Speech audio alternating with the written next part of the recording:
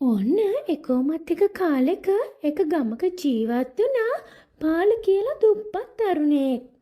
එයාට තිබුණේ පොඩි පැල්පතක් විතරයි. පාල කියන්නේ හොඳ මිනිසෙක්.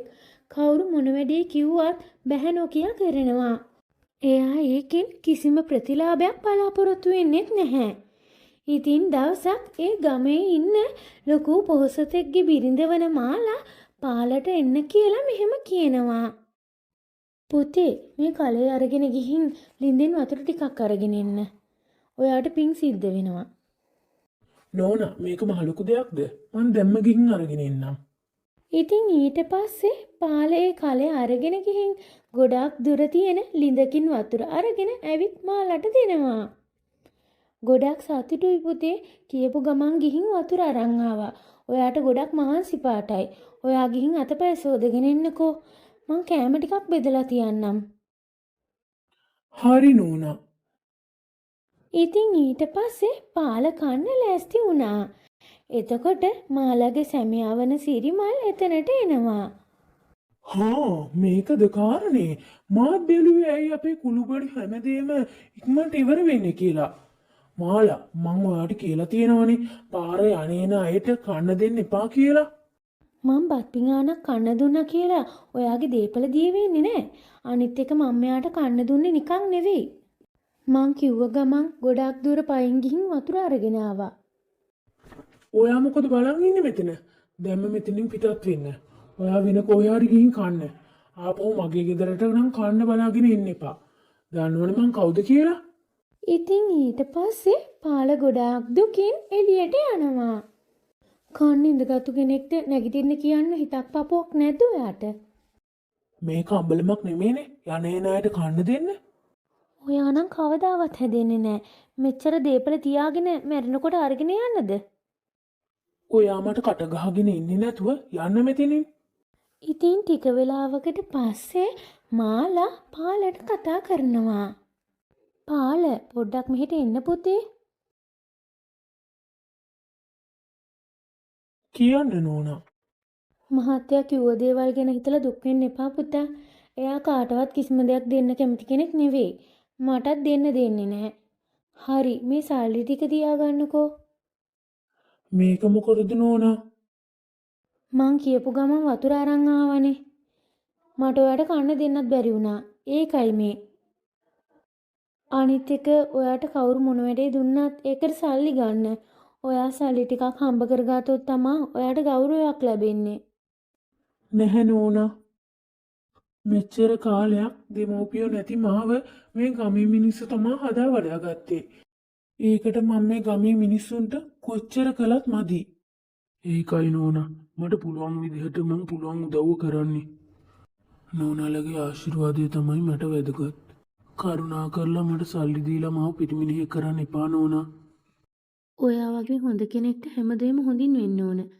හරි අදවත් මහත්තයා එන්න කලින් බත් කටක් කාලා යන්නකෝ. නැහැ නෝනා. අදත් මං කන ගමන් මහත්තයා ආවොත් මට බැනලා එළියට දායි. ඉතින් එහෙම කියලා සල්ලි ගන්නේ නැතිවම පාල එතනින් යනවා. පාල එයාගේ ගමේ මිනිස්සුන්ට පුළුවන් විදිහට උදව් කරලා ගොඩාක් සතුටින් ජීවත් වුණා. ඉතින් දවසක් පාලට ලියුමක් එනවා. ඒ එන්නේ එයාගේ මාමගෙන්. පුළුවන් ඉක්මනට ගමට එන්න කියලා ඒ ලියුමේ ලියලා තියෙනවා.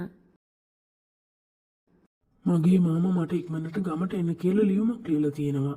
ඒ නිසා මං සතියකට ගමට ගිහින් ඉක්මනට ආපහු එන්නම්. හැමෝම පරිස්සමින් ඉන්න. හරි පාල ඔයා පරිස්සමින් ගිහින් එන්න. ඉතින් ඒ විදිහට ගමේ හැමෝම පාලට පරිස්සමින් යන්න කියලා කියනවා. පාල ගමට ගිය දවසේ ඉඳන් ඒ ගමේ මිනිස්සුන්ට මොනවා හරි ලොකු අඩුවක් තියෙනවා වගේ දැනුණා. පාලේ එන්නේ කවදද කියලා හැමෝම බලාගෙන හිටියේ. සතියක් ගෙවිලත් පාල නම් ආපහු ගමට ආවේ නැහැ.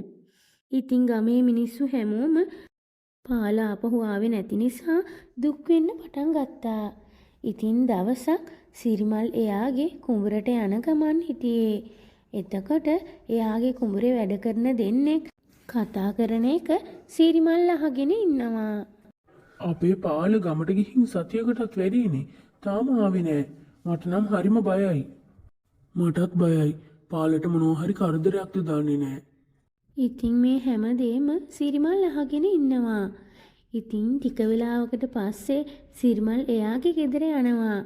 යන අතරමඟ ගොඩාක් අය පාල ආවේ නැති එක ගැන දුක් වෙන එක සිරිමල්ට පේනවා. ඒ පාලට මේ ගමේ පැල්පතක් ඇරෙන්න වෙන කිසිම දෙයක් නෑ. ඒ වගේ කෙනෙක් ගැන ඇයි මේ මිනිස්සු හැමෝම මෙච්චර දුක් වෙන්නේ? සමහර විට මේ වගේ පොහොසත් කෙනෙක් නැති වුණොත් තව කොච්චර දුක් වෙයිද? ඉතින් ඒ විදිහට හිතාගෙන ගොඩාක් සතුටින් සිරිමල් ගෙදර එනවා. ඇයි මහත්තයා ගොඩාක් සතුටින් වගේ පාල ගැන මොනවා හරි තොරතුරක් දැනගත්තද? එයා ගැන දැනගෙන මම මොකටද සතුටු වෙන්නේ? ඉක්මනට ගිහින් මට කෑම බෙදන්න. ඉතින් ඔහොමම තව ටික දවසකුත් ගෙවෙනවා. ඒත් ගමේ හැමෝම පාල ගැන කතා කරන එක නම් නැවැත්තුවේ නෑ. මේ ගමේ ඉන්න මිනිස්සුන්ට කතා කරන්න වෙන දෙයක් ඇත්තෙම නැද්ද? හැම වෙලෙම පාල පාල පාල. මට ටවුමේ වැඩක් තියෙනවනේ. එහෙනම් මාත් ඒ වැඩේ කරගෙන සතියකට පස්සේ ආපහු ගමට එන්න ඕන. එතකොට මෙයාලා මං ගැන හිතලා කොච්චර දුක් වෙයිද?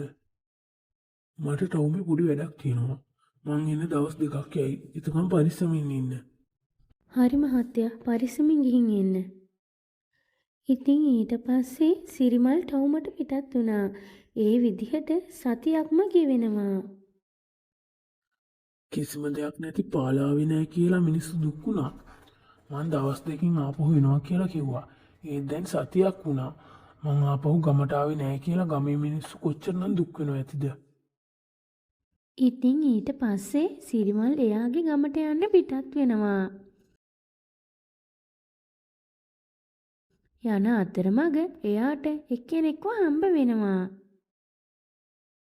ගුණේ කොහොමද? ගමේ මොනවා හරි විශේෂ දෙයක් තියෙනවද? වෙන මොනවත් නෑනේ. අපේ පාල ඊයේ තමයි ගමට ආවේ. ඒ නිසා ගමේ හැමෝම සතුටින් ඉන්නවා. ඒත් මේ කාරණාව ඔයා දන්නේ නැද්ද? මං සතියක්ම ටවුමට ගිහින් හිටියනේ. අදයි ගමට ආවේ. එහෙමද? හරි එහෙනම් මම යන්නම්. ඉතින් ඒ විදිහට කියලා ඒ මිනිස්සේ එතනින් යනවා. මෙයා මං සතියක්ම ගමේ නැති එක ගැන දන්නේ නෑනේ. හරි වෙන කාගෙන් හරි අහලා බලමුකෝ. මාතුන් කොහොමද? ගමේ මොනවා හරි විශේෂයක්ද? වෙන මොන විශේෂයක්ද? ඔයා දන්නේ නැද්ද අනේ? පාල ගමට ගිහින් ආපහු ආවේ නැති නිසා ගමේ හැමෝම දුකින් හිටියේ. ඒත් ඊයේ ආපහු ආවා. ඒ ඉන්න ගමේ හැමෝම ගොඩක් සතුටින් ඉන්නේ. ඇයි ඔයා මේ ගැන දන්නේ නැද්ද? මේ මං සතියක්ම ගමේ හිටියේ නෑනේ ඒකයි. මොනවා? ඔයා සතියක් ගමේ හිටියේ නැද්ද? හරි එහෙනම් මම යන්නම්. ඉතින් සිරිමල් ගොඩාක් තරහින් ගෙදර යනවා.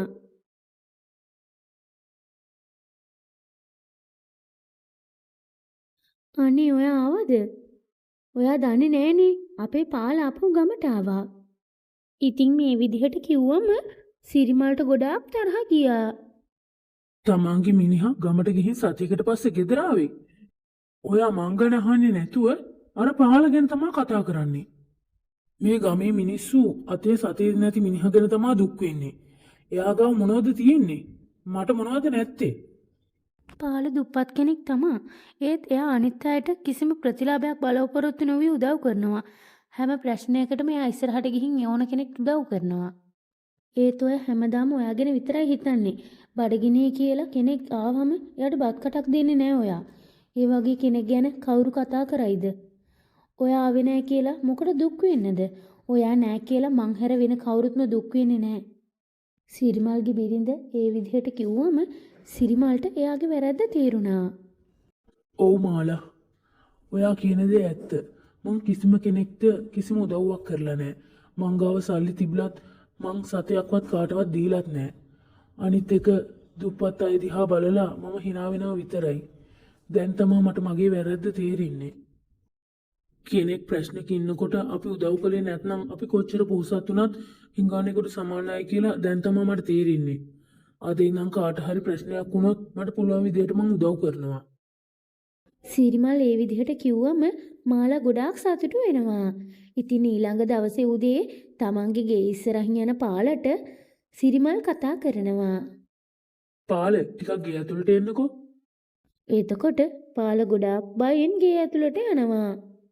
බය වෙන්න එපා. මං ඔයාට බලින්න කතා කළේ නැහැ. ඔයාට කැමි ටිකක් දෙන්න තමයි කතා කළේ.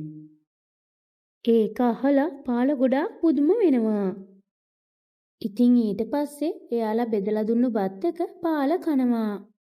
මට සමා වෙන්න පාල. එදා ඔයා කකා ඉන්න ගමන් මං ඔයාව බැනලා ඇරියුවා. මහත්තයා වගේ ලොකු මිනිස්සෙක් මගෙන් සමාව ඉල්ලන එක හරිද? මම මේ වෙනකන් හිතන් හිටියේ ගොඩක් සල්ලි තියන අය තමයි ලොකු මිනිස්සු කියලා.